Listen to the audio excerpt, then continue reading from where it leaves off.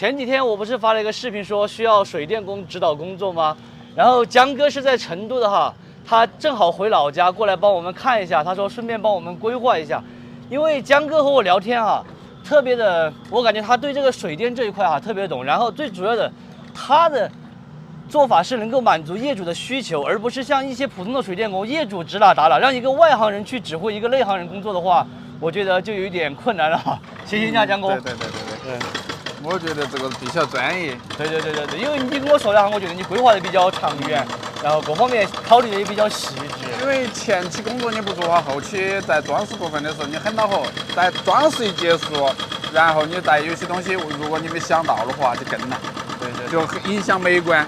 对，它这个设计的很保守，比如排污排水，然后还有那个就是铺线路那些，我看到都是哪个地方有灯儿就给你预留线，并且线预留的比较大。完全是按图件，因为我看到他在微信上也不好沟通，我说现场，然后你现在对整体规划是所有生活区都是要装修吗？还是所有生活区都要装修？是简装吗？还是比如说我们的1楼大厅嘛哈？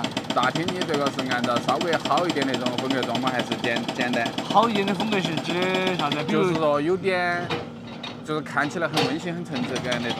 那1楼大厅肯定要稍微好一点嘛，其余地方可以稍微简单一点。一个是我看了下你的房间比较多，首先你肯定你自己的主卧这一块哈，你肯定要稍微就是说稍微看起来要温馨一点。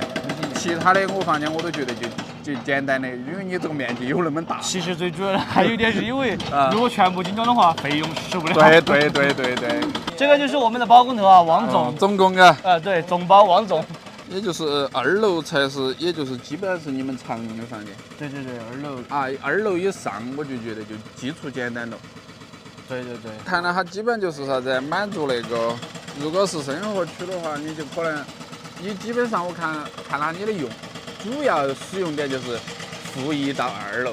还是我觉得，因为我个人觉得这外墙也比较方便。然后进化粪池也要在前头再做个隔油池。混排它水量更大，稀释了，然后自然就是排起走。你要用可以把它分离开，比如分离开它的浓度更高。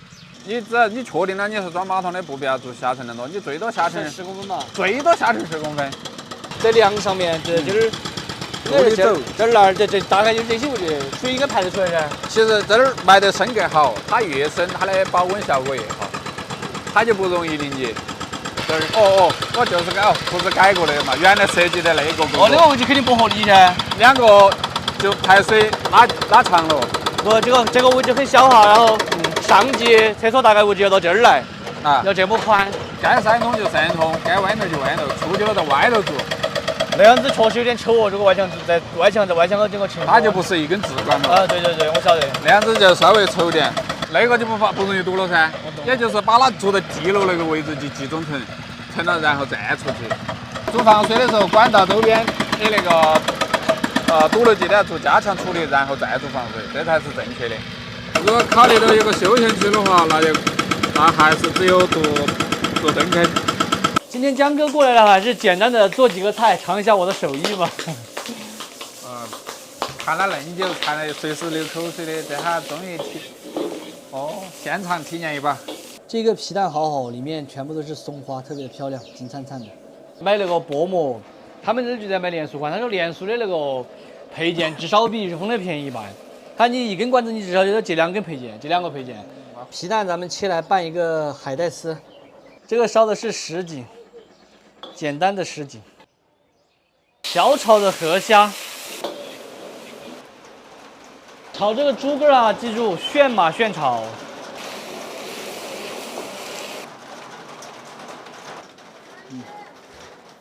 吃饭，随便点啊，简单的吃一点。时间比较紧迫，有点是。就是加上的这个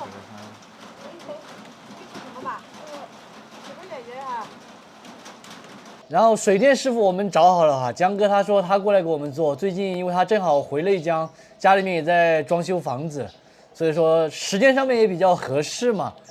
主要是我和他2个沟通起来比较方便，他他跟我说的是，他主要是能够为业主考虑嘛，相当于为我们考虑，因为很多东西，就像我刚开始说的，考虑不到，因为他第一句话给我说的就是，他是一个有经验并且有双证的水电工，然后最主要的是他有自己的想法和意见，我觉得这个是和我很投机的，因为我们正好就是需要有一个这样子的水电师傅嘛。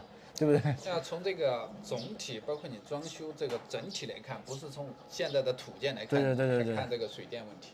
他的意思就是直接从装修的布局来帮我们规划这个水电，这样子可以省很多工。第二个就是好做，现在做的话好做，不像以后开槽那些不好开嘛。因为他也自己开了一个装修公司在成都嘛，对装修也比较精通，所以说水电方面的话，我们就叫江哥过来做，合作愉快。最主要的还是信任哈。说实话，就还是我刚才说的那句话，由我一个外行去指挥一个内行干的话，那肯定是不合适的。所以说我需要他来给我们规划之后，给我们告诉我们一个场景。虽然说我们可能不能直接把它体现出一个立体的东西，但是我们可以凭空去想象这个东西，它做在这里合不合理，有没有需要，他能够帮我们规划出来，而不是我们自己去想象这个东西，然后来叫他做，这样子可能就做出来可能就会偏差很大。